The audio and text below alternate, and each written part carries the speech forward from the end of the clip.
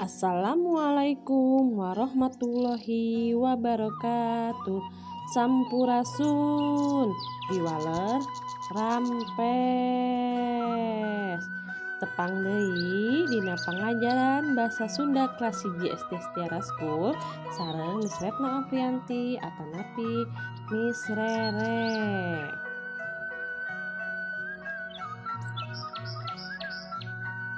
Materi dinten ayeuna urang diajar basa Sunda bab 2 nyaeta pangresep. Pangresep teh nyaeta kegemaran atanapi hobi teh. Tangtu hideup gaduh pangresep. Naon pangresep hideup atau hobi hideup? Nah, ayeuna urang tinggali heula naon wae rupi-rupi pangresep teh.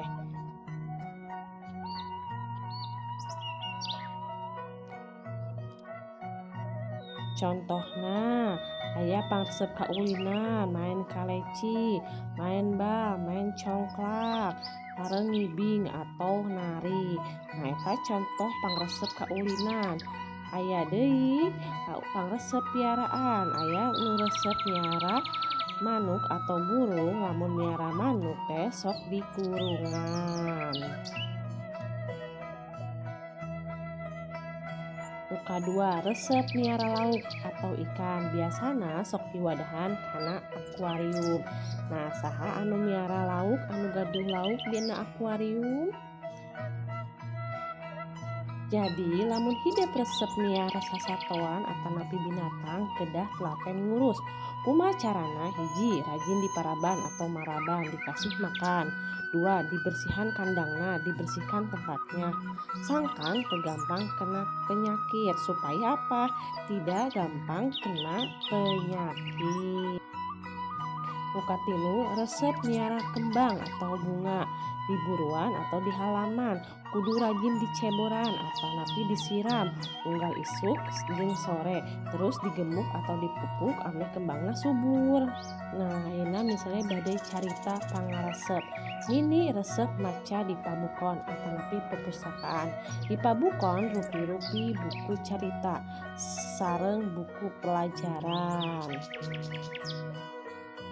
Maya resep ngibing atau menari. Saban poe Sabtu Maya latihan di sanggar tari. Tarina teh tari jaipongan.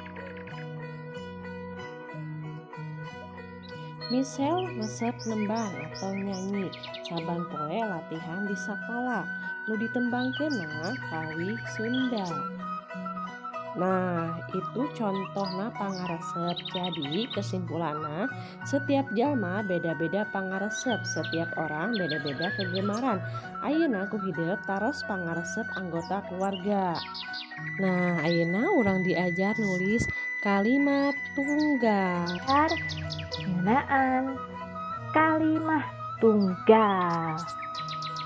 Tas terang tacat hideup kalimat tunggal teh naon? Saupami terang, yuk regepkeun salajengna.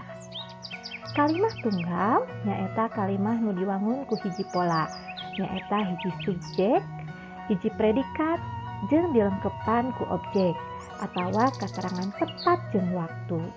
Nu mana kalimat ieu migawe hiji pagawean.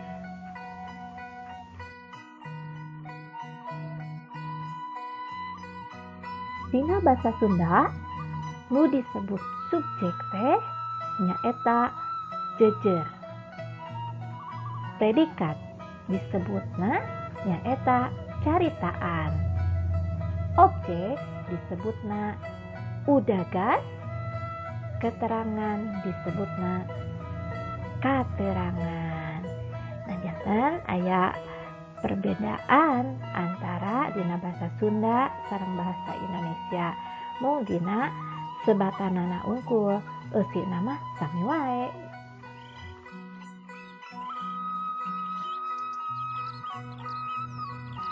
Dina bahasa Indonesia atanapi bahasa Sunda nu disebut subjek teh nyaeta palaku. Sedangkan predikat nyaeta hiji pagawean anu dilakukeun ku subjek. Sedangkan objek nyaeta benda. Katerangan nyaeta pelengkap kalimah tiasa waktu atanapi tempat. Ibu gaduh sababaraha contoh kalimah tunggal. Kalimah tunggal anu kahiji nyaeta ucing lumpat. Sok regepkeun ku hideep. Di dieu palakuna saha?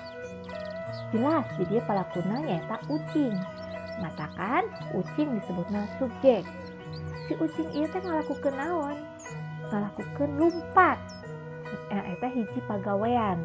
Matakan lumpat ieu disebut predikat. Jadi ucing lumpat eusina teh nyaeta subjek jeung predikat. Contoh kalimah tunggal anu kadua nyaeta abdi tuang. Saha palaku di dieu nyaeta abdi. Matakan abdi disebutna subjek. Abdi ieu ngalakukeun pagawean naon? Abdi ieu ngalakukeun pagawean tuang. Terang teu tuang teh naon? Tuang teh dina basa Indonesia mah makan nya, janten tuang ieu hiji pagawean. Matakan tuang ieu disebut predikat. Abdi tuang eusina teh nyaeta subjek jeung predikat.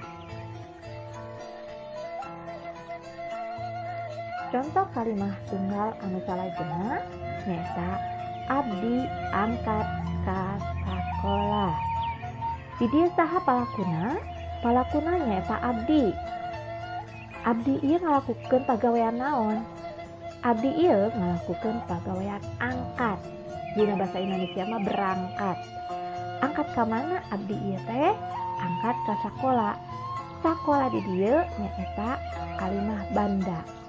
Jadi abdi angkat ka sakola nyaeta subjek, predikat, jeung objek. Contoh kalimah tunggal anu pamungkas nyaeta abdi nuang kue di bumi. Cobi regepkeun ku hideep. Saha palaku dina kalimah ieu? Mohon leres. Palakuna nyaeta abdi.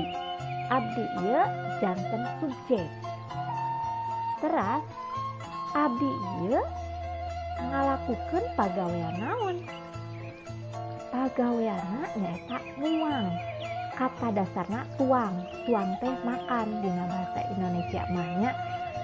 Nuang ieu janten predikat. Diperjelas deui ku nuang naon? Abdi ieu teh nuang kue. Kue ieu nyaeta kata benda. Disebutna objek. Diperjelas deui nuang kuehna di mana? Nyaeta di bumi. Diperjelas ku katerangan. Katerangan naonnya? Ieu katerangan tempat sabab bumi teh lamun bahasa Indonesia mah nyata rumah. Eta termasuk kana katerangan tempat.